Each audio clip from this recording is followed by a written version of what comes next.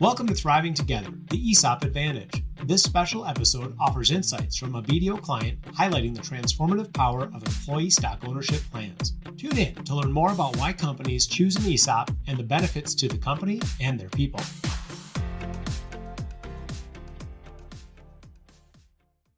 Hello and welcome to another spotlight edition of Thriving Together, the ESOP Advantage, where we feature a BDO client who successfully transitioned to an ESOP.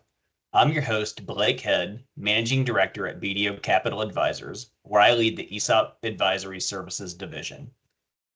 I am pleased to be joined by the leadership team from Spires Engineering, Tim Spires, CEO, along with Matt Dorsett, Director of Land Development, and Kevin Weir, Director of Site Development, to discuss their recent ESOP journey.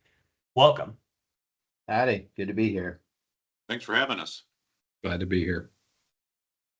Tim, could you tell us a little bit about Spires Engineering to help us get started? Yeah, I'd be glad to. We're an 80-person civil engineering and surveying business with a great culture. We've got 3 offices, one in Plano, one in Richardson, and the other in Fort Worth, Texas. We have a lot of amazing people that serve developers, architects, contractors, residential home builders, and municipalities, mainly in Texas, but we've got a few outside of the state as well. But essentially, we design infrastructure to serve sites.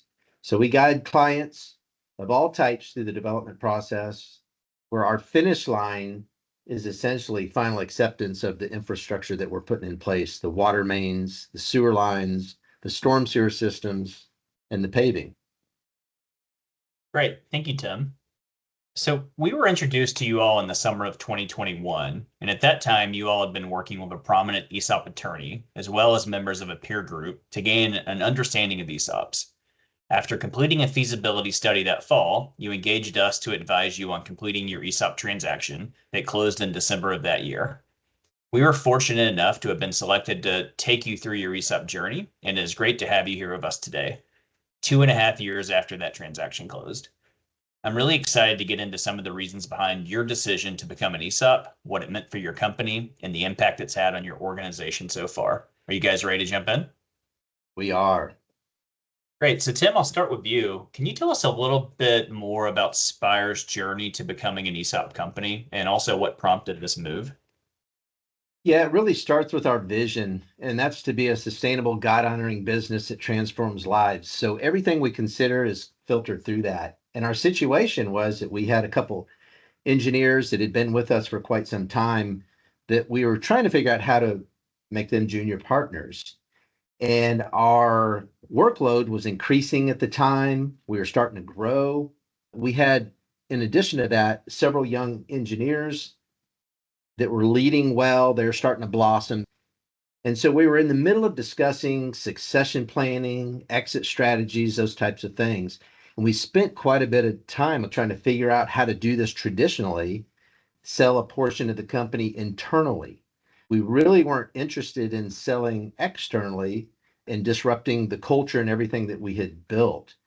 Under our stewardship of the business, that wasn't an option. An ESOP was mentioned. We knew some people that had done ESOPs. And so we started asking a lot of questions. We didn't know anything about it at the time. Our CPA wasn't familiar with it. And so we engaged an ESOP attorney, and that ESOP attorney led us to BDO. We started learning about the ESOP and kind of engaging with you and the ESOP attorney. And so working through all the different questions and trying to figure out whether this was beneficial or not, things just kept on being thumbs up the whole way across.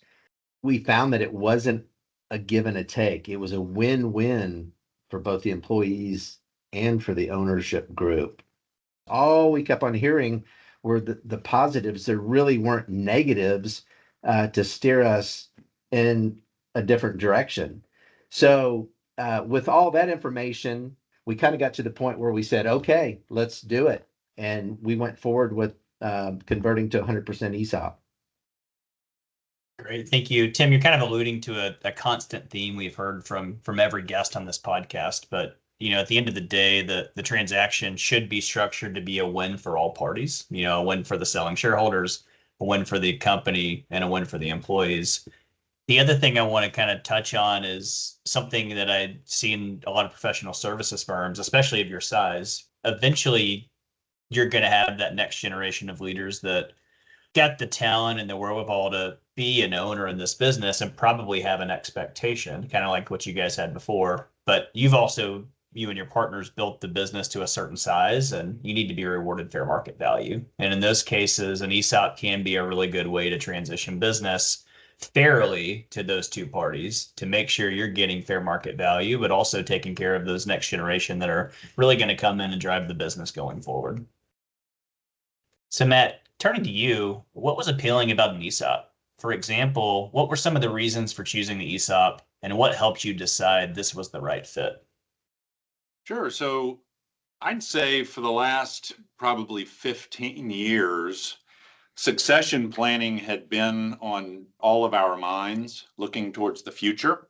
Because of our vision, we wanted to be sustainable for the long term in our current configuration, the way we do our business, where our core values are service, excellence, and integrity. So our culture, as Tim said, was the filter that we ran all of our analysis through. And we just couldn't get comfortable with the idea of the traditional sales path because it would affect the sustainability of our culture. And we didn't want to lose that. Every time we came upon a potential solution, the financials were always challenging because the people that we have in our company that we envision growing into the leadership role and ultimately taking our places are younger engineers, and they don't have the financial wherewithal to come out and purchase a company. And so, as we looked at the ESOP option, I think it was about our fourth meeting where we finally got it and figured out that this was viable and would preserve our culture and would also provide a mechanism that our younger employees obviously could get ownership and when they didn't have that ability to come out of pocket. And when you combine these factors with our ESOP transaction structure, which allows the company to avoid paying federal income taxes in the future, we can leverage those tax savings to further benefit the company. That was a huge factor for us. And then the other part of it was the opportunity to craft the ESOP, the purchase and sale agreement, such that we were seller financing so that we could preserve maximum flexibility in the future. It was a complete no-brainer because it was win-win-win and all of our boxes were checked. That's great. Thank you, Matt. Kevin, maybe we'll turn to you. We served as your advisor through this process. Can you talk about how did BDO guide you and what that experience was like?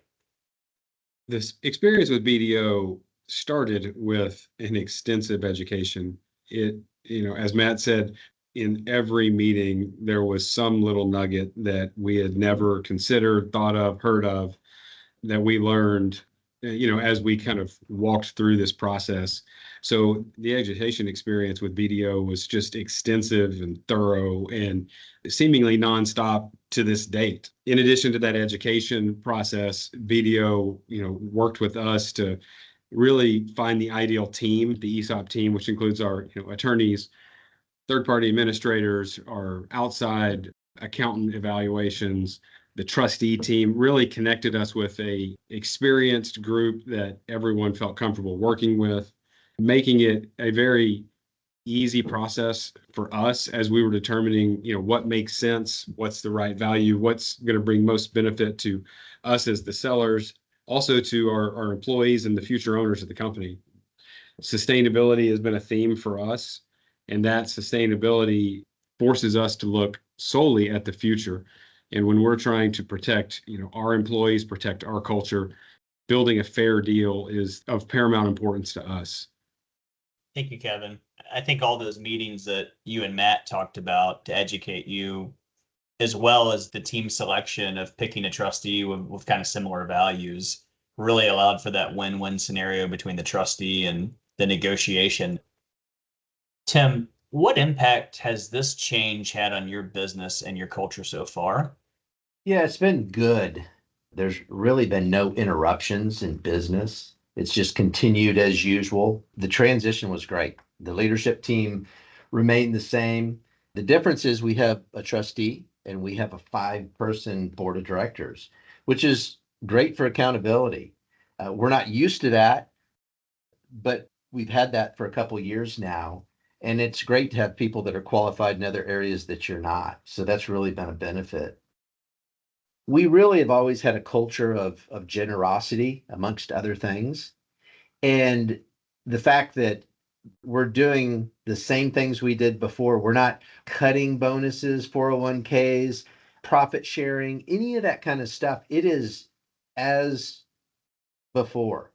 And we're adding this additional qualified retirement plan that might outpace their 401k depending on their retirement date. And so we think that's a huge benefit, and it just adds to the generosity that I think Matt, Kevin, and I have had historically. I'd like to jump in too. I'd say, it really reinforced the ownership mentality that three of us have always had in others, or it really kind of primed that pump in a lot of ways. Our first core value is service. And over the last couple of years, it's become part of our vernacular, not just Tim, Kevin, or I preaching about service to our employees, but now it's our other beneficial owners stepping up and viewing situations and interactions with clients and applying that owner's mentality, knowing that they're beneficial owners. They say, how do we serve our client well? How do we do this with integrity and excellence? For me, that's been a big thing, is seeing that ownership mentality bloom in our team members to implement our core values of service, excellence, and integrity.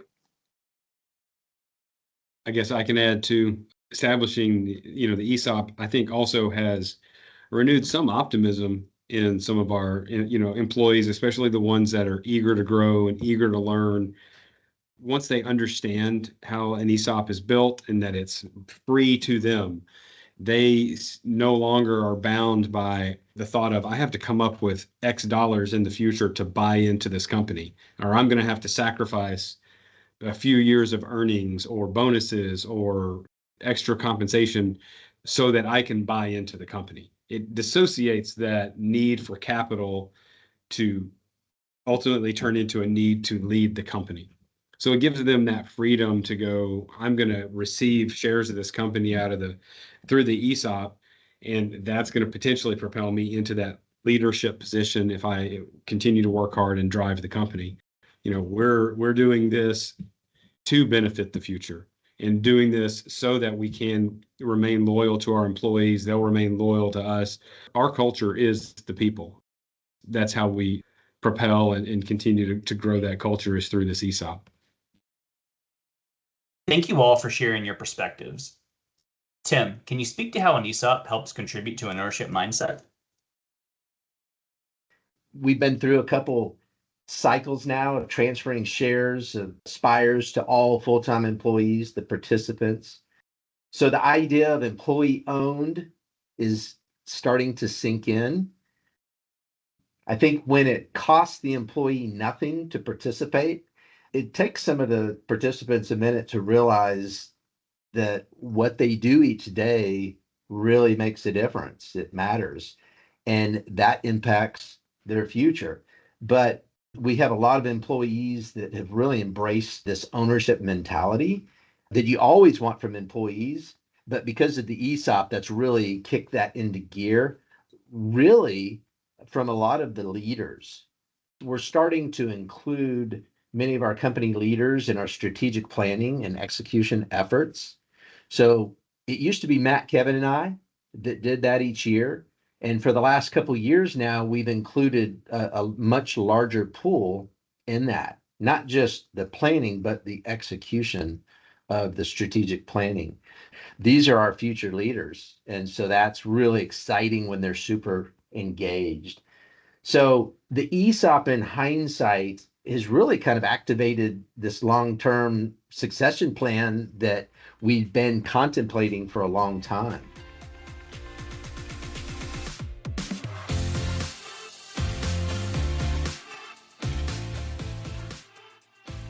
I'd like to thank each of you for spending time to share your ESOP journey with us today. You built a tremendous company and obviously did the ESOP for the right reason and purpose. Listeners, to learn more about Spires Engineering, visit spireseng.com. That's SPIARSENG.com. If you're considering an ESOP or want to explore how it can benefit your organization, contact us at bdo.com/ESOP. Thank you for joining us on Thriving Together, the ESOP Advantage podcast. Episodes, resources, and contact information associated with this podcast are available at bdo.com/ESOP. Until next time, thank you for listening. Investment banking products and services within the United States are offered exclusively through BDO Capital Advisors, LLC, a separate legal entity and affiliated company of BDO USA PC, a Virginia professional corporation. For more information, visit bdocap.com. Certain services may not be available to attest clients under the rules and regulations of public accounting. BDO Capital Advisors, LLC, member FINRA SIPC.